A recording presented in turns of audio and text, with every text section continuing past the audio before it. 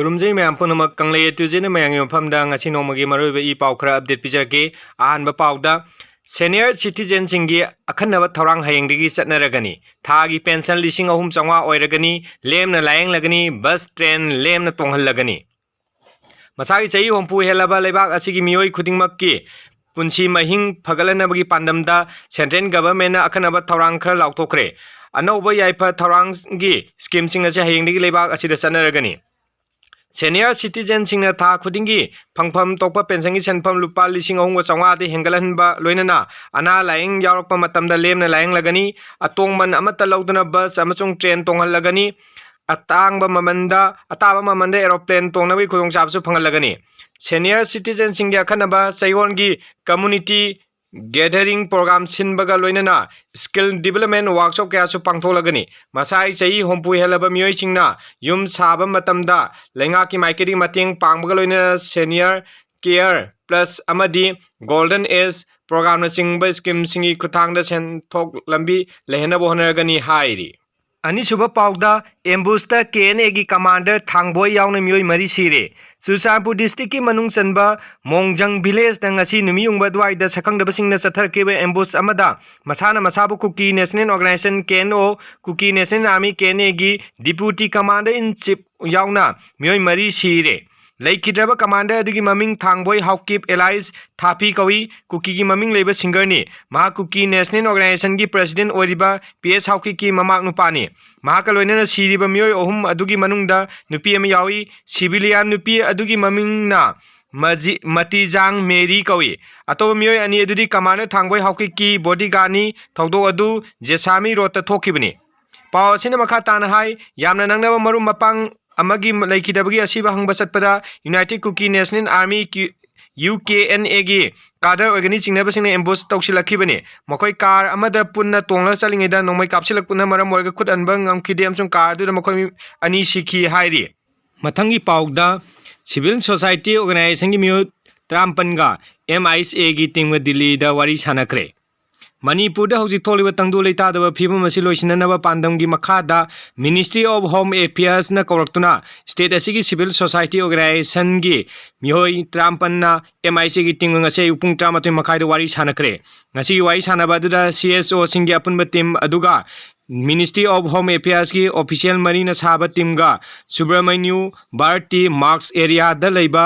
MISA की office ता पांगथोके दिल्ली दा फंगबा पाव अमना हाई CSO सिंगी मिहु ट्रांपल अदुगी मनुंगदा मुकोगी एडवाइजर इटो Tongbram senior member S Bhuban vice president S Sanjay vice president doctor Narendra Thoksom vice president KSIS Rajen vice president Koijam Santosh अमसुंग सेक्रेटरी जनरल प्रताप लैसांगथेम यावी फोक्स की माइकेदा लुप असिगी प्रेसिडेंट BM याइमा spokesperson ngangbam Jamieson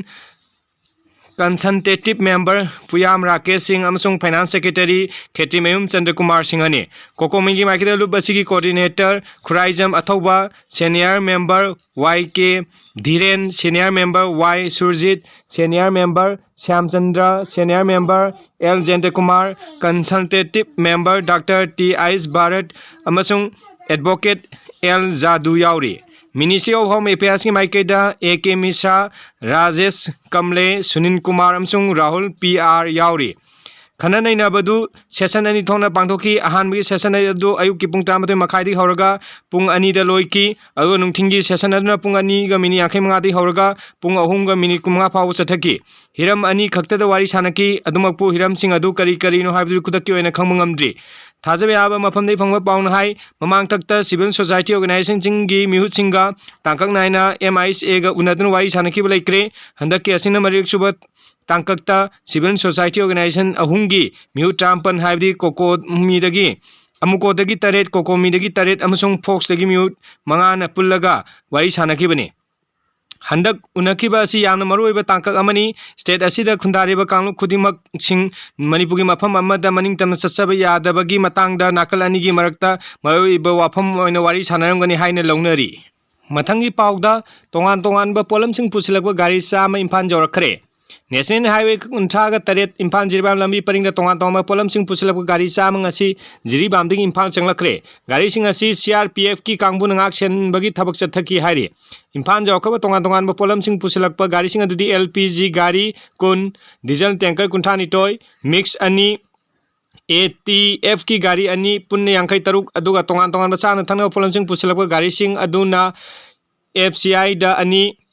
cement दा कुंठा माटोय फर्टिलाइजर गाड़ी मंगा अमदि अतै अतै पोलम पुछलक गाड़ी निफु मरी नि हारि अमरोम दा हौजिक जिरिबाम दा ऑयल टैंकर टाइम पान LPG गाड़ी तरा पुन्न कुनिपान पनु लेहौरी गाड़ी सिंह असि स्कोट तौबिनब लेतबदे लेहौबनी नमि खुदिंगी ओइना CRPF ना स्कोट तौब गाड़ी असि चामदगी हेना तौबंगमदे मरमना गाड़ी कुनिपान सि जिरिबाम दा पनु लेहौबनी हाइरि पाउसिंग लोइने ngasi Manipuri pau bija batang solutionjarage mayamna nungsibina channel asi like share amadi comment tawbiu loina na anouba changakpa miyoi sing laibiragadi subscribe toksambiu haina chu nolung singjari thank you all